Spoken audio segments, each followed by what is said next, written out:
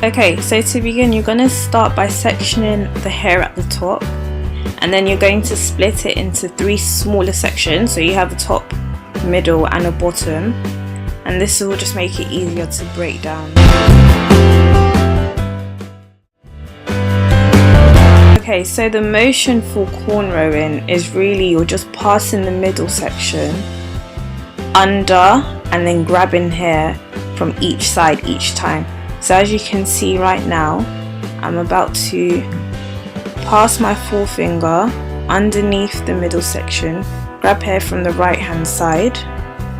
That section now becomes the new middle section, and then you take your forefinger again, pass it underneath the middle section, grab hair from the left hand side. And it's important to grab the hair each time, because that's how it begins to kind of stick down to the head to make a cornrow basically.